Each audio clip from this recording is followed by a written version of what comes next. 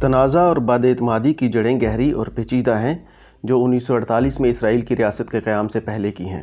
فلسطینی اور اسرائیلی دونوں دریائے اردن اور بحر روم کے درمیان کے علاقے کو اپنا مسکن سمجھتے ہیں اور عیسائی، یہودی اور مسلمان سبھی اس پر قبضہ کرتے رہتے ہیں۔ پچھلی 7 دہائیوں سے جنگ، بغاوتیں اور بعض اوقات سمجھوتے کے لیے امید کی کرنیں روشن کی گئیں۔ آئیے اب ہم فلسطین اور اسرائیل کے درمیان ہونے والی جنگوں اور سمجھوتوں کا تفصیل سے جائزہ لیتے ہیں۔ پہلی جنگ عظیم اور فلسطین کا سوال۔ سلطنت عثمانیہ نے 16ویں صدی کے اوائل سے مشرق وسطیٰ کے اس حصے پر کنٹرول حاصل کر رکھا تھا اور پہلی جنگ عظیم کے بعد یہ کنٹرول انگریزوں کے پاس چلا گیا۔ اسرائیلی اور فلسطینی دونوں علاقے پر خود مختاری کے لیے جدوجہد کر رہے تھے، اپنے مقاصد کے لیے متعلقہ تحریکیں بھی تیار کر رہے تھے۔ پہلی جنگ عظیم شروع ہوتے ہی عظیم طاقتوں کی طرف سے متعدد متنازع سفارتی کوششوں نے، جن میں سے کچھ ایک دوسرے سے متصادم ہیں، نے فلسطینی علاقوں سمیت جدید مشرق وسطیٰ کے نقشے کو تشکیل دینے کی کوشش کی۔ فلسطینی 1915 سے 1916 میں مکہ کے امیر اور مصر میں برطانوی ہائی کمشنر کے درمیان خطوط کی ایک سیریز کا حوالہ دیتے ہیں جسے دی میک موہن حسین خط و کتابت کے نام سے جانا جاتا ہے، جس میں ایک آزاد عرب ریاست کے وعدے کا خاکہ تھا جس میں غزہ کی پٹی اور اس کی تاریخ کی وضاحت کی گئی ہے۔ 1916 میں برطانیہ اور فرانس کے درمیان خفیہ طور پر طے پانے والے سائکس پیکٹ ایگریمنٹ نے مشرق وسطیٰ کو اثر و رسوخ کے دائروں میں ڈھالنے کا منصوبہ بنایا اور یہ طے کیا کہ زیر بحث زمین کو بین الاقوامی بنانا ہے۔ 1917 میں برطانیہ کے خارجہ سیکرٹری لارڈ آرتھر بلفور نے فلسطین میں یہودیوں کے لیے ایک قومی گھر کے قیام کے لیے اپنی حکومت کی حمایت کا اظہار بیرن والٹر روتھشالڈ کو ایک خط میں کیا، جو یورپی یہودی بینکنگ کے بااثر برطانوی ونگ کے سربراہ تھے۔ اسرائیلیوں کے لیے یہ پیغام اسرائیلی ریاست کے وجود کے حق کی باضابطہ بات کی نشاندہی کرتا ہے۔ فلسطینیوں کے لیے یہ ان کی بے دخلی کی ابتدائی علامت تھی۔ اعلامیے میں یہ بھی بتایا گیا کہ واضح طور پر سمجھا گیا تھا کہ ایسا کچھ نہیں کیا جائے گا جس میں فلسطین میں موجود غیر یہودی کمیونٹیز کے شہری اور مذہبی حقوق کو نقصان پہنچے۔ 1850 میں تقریباً 90% آبادی مسلمان تھی اور 1914 میں یہ آبادی صرف 80% تک رہ گئی۔ بعد کی دہائیوں میں بڑے پیمانے پر یہودیوں کی نقل مکانی ہوئی، بشمول نازی ظلم و ستم اور ہولوکاسٹ کے دوران۔ دونوں فریق ریاست کے قیام کے اپنے حق پر زور دیتے رہے۔ 1948 میں اسرائیل نے اپنی آزادی کا اعلان کر دیا۔ دوسری جنگ عظیم کے بعد 1947 میں اقوام متحدہ کی جنرل اسمبلی نے قرارداد 181ویں منظور کر لی، جس میں زمین کو 2 آزاد ریاستوں میں تقسیم کرنے پر زور دیا گیا، ایک عرب اور ایک یہودی۔ مذہبی لحاظ سے اہم یروشلم کو خصوصی بین الاقوامی انتظامیہ کے تحت ہونا تھا۔ عرب فریق کی جانب سے اسے مسترد کرنے کے بعد اس منصوبے پر عمل درآمد نہیں کیا گیا، یہ دلیل دیتے ہوئے کہ یہ ان کی اکثریتی آبادی کے لیے ناگوار ہے۔ علاقائی تنازعات میں تشدد مزید بڑھتا گیا۔ عرب ریاستوں کا ایک اتحاد فلسطینی دھڑوں کے ساتھ مل کر اسرائیلی افواج پر حملہ کرتا ہے، جو کئی عرب اسرائیلی جنگوں میں سے پہلی جنگ بن جاتی ہے۔ آخر میں اسرائیل نے علاقے کے اس سے بھی زیادہ بڑے حصے پر کنٹرول حاصل کر لیا۔ ایک اندازے کے مطابق 7 لاکھ فلسطینیوں کو اپنی سرزمین سے نکال دیا جاتا ہے، جسے فلسطینی عربی میں نکبہ یا تباہ کہتے ہیں۔ جولائی 1956 دی سوئس کرائسس۔ مصری صدر جمال عبد الناصر نے بحیرہ احمر اور بحیرہ روم کو ملانے والی ایک اہم تجارتی راستہ سوئس کینال کو نیشنلائز کر دیا۔ اسرائیل نے مصر پر حملہ کیا، اس کے بعد برطانیہ اور فرانس کی فوجیں آئیں۔ امریکہ اور سوویت یونین کی حمایت سے ایک امن معاہدہ لڑائی ختم کرتا ہے، لیکن نہر کو ڈوبتے ہوئے بحری جہازوں نے روک دیا ہے اور 1957 تک دوبارہ کبھی نہیں کھلا۔ فعلا أيها الإخوة الشعب العربي شعب واحد والجيش العربي جيش واحد۔ جون 1967 میں ایک جنگ جسے 6 روزہ جنگ یا 1967 کی عرب اسرائیل جنگ کے نام سے جانا جاتا ہے۔ یہ جنگ طویل تنازعات کے درمیان شروع ہوتی ہے، جس میں مصر کی طرف سے خلیج عقبہ میں جہاز رانی کی مسلسل ناکہ بندی بھی شامل ہے۔ اسرائیلی جنگی طیارے مصری ہوائی اڈوں پر حملہ کرتے ہیں اور اسرائیلی زمینی فوج جزیرہ نما سینائی میں داخل ہو جاتی ہے۔ اردن مصر کے شانہ بشانہ لڑائی میں شامل ہوتا ہے، لیکن مصر کی فضائی طاقت کا تقریباً صفایا ہو جاتا ہے۔ اسرائیل غزہ کی پٹی، سینائی، مغربی کنارے، گولان کی پہاڑیوں اور بنیادی طور پر فلسطینی مشرقی یروشلم کا کنٹرول سنبھال لیتا ہے۔ عرب فوجوں کو بڑے پیمانے پر نقصان اٹھانا پڑتا ہے اور شکست کا سامنا کرنا پڑتا ہے۔ 1972 کے میونخ سمر اولمپکس میں بلیک ستمبر گروپ کے ایک فلسطینی جہادی گروپ نے اولمپک ولیج ڈوم پر دھاوا بول دیا، جہاں اسرائیلی ایتھلیٹس ٹھہرے ہوئے تھے۔ وہ 2 کھلاڑیوں کو مار ڈالتے ہیں اور 9 دیگر کو یرغمال بنا لیتے ہیں، جن میں سے سبھی جلد ہی مارے جاتے ہیں۔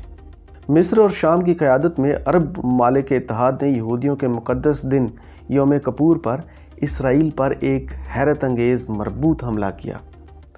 عرب افواج نے ابتدائی طور پر زمین حاصل کی، لیکن امریکہ سمیت اتحادیوں کی طرف سے سپلائی کی مدد سے اسرائیلی جوابی کارروائی سے پیچھے ہٹ گئی۔ دونوں طرف سے بھاری تعداد میں ہلاکتیں ہوتی ہیں۔ مصری صدر انور سادات اور اسرائیلی وزیر اعظم مناچم بیگن کے درمیان ایک اہم معاہدہ جسے کیمپ ڈیوڈ ایکارڈ کے نام سے جانا جاتا ہے، امریکی صدر جمی کارٹر کی ثالثی میں طے پاتا ہے۔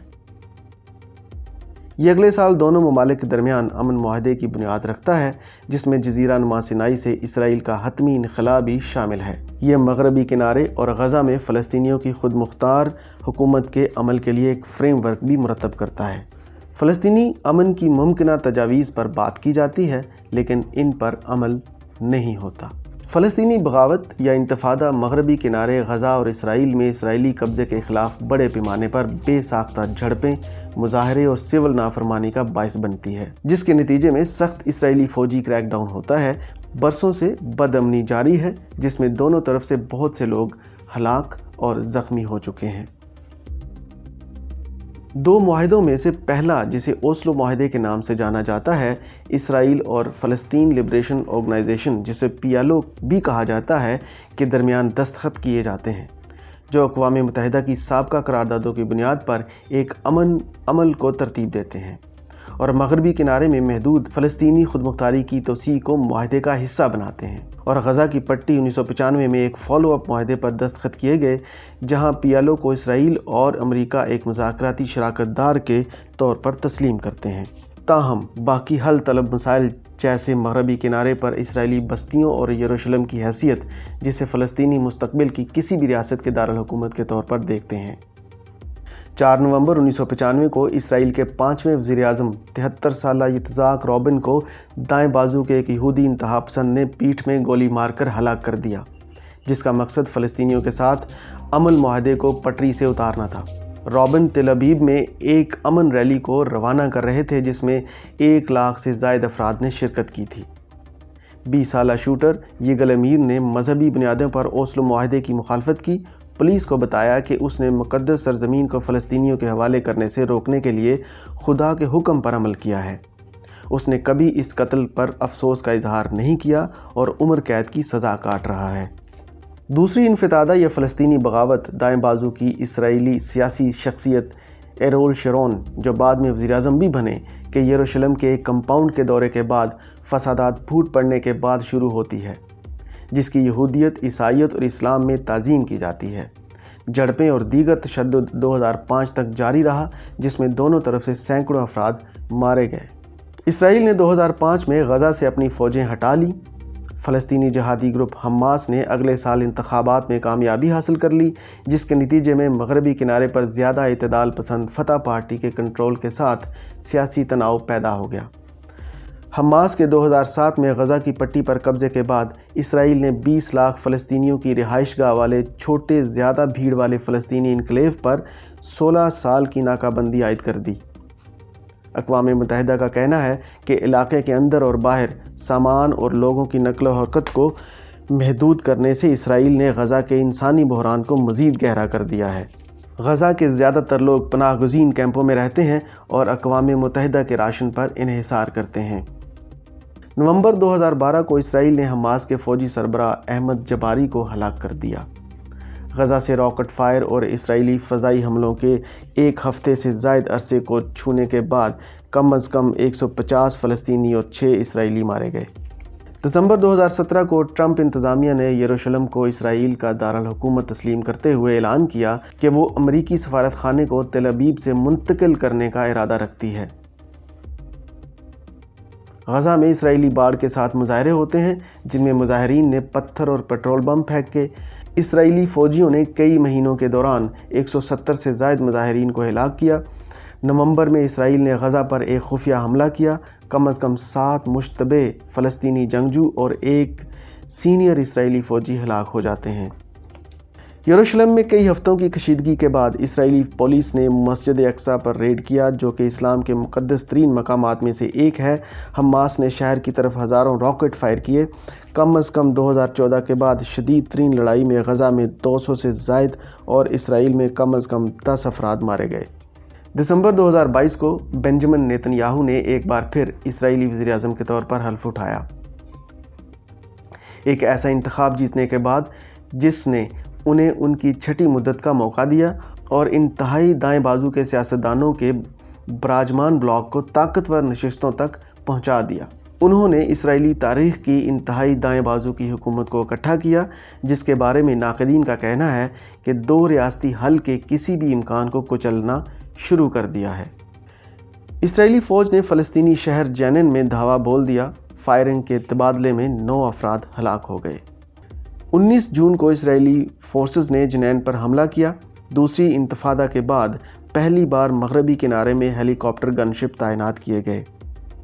اگلے دن حماس کے 2 بندوق برداروں نے ایک اسرائیلی بستی کے ایک ہمس ریسٹورنٹ پر فائرنگ کر دی جس میں 4 اسرائیلی ہلاک ہو گئے۔ مقامی حکام کے مطابق اس کے بعد سینکڑوں اسرائیلی آبادکاری فلسطینی دیہاتوں میں گھس جاتے ہیں، گھروں اور کاروں کو نظر آتش کرتے ہیں اور رہائشیوں پر گولیاں چلاتے ہیں۔ اسرائیل نے 2006 کے بعد مغربی کنارے میں اپنا پہلا ڈرون حملہ بھی کیا جس میں 3 مشتبہ فلسطینی جنگجو مارے جاتے ہیں۔ جولائی میں اسرائیل نے جنین کے اندر ایک پناہ گزین کیمپ پر ڈرون حملوں کی مدد سے 1000 فوجیوں کے ساتھ فضائی اور زمینی حملہ کیا جس میں 12 افراد ہلاک ہوئے۔ یہ آپریشن ایک وسیع پیمانے پر فلسطین کی آزادی کی تحریک کو کچلنے کے آغاز کی نشاندہی کرتا ہے، جسے اسرائیل کی دفاعی افواج کا کہنا ہے کہ یہ غیر معینہ مدت تک جاری رہے گا۔ نیتن یاہو نے 8 اکتوبر کو حماس کے اچانک حملے کے بعد باضابطہ طور پر حماس کے خلاف جنگ کا اعلان کیا جو 1973 کے یوم کپور جنگ کے آغاز کی 50ویں برسی کے ایک دن بعد آیا تھا۔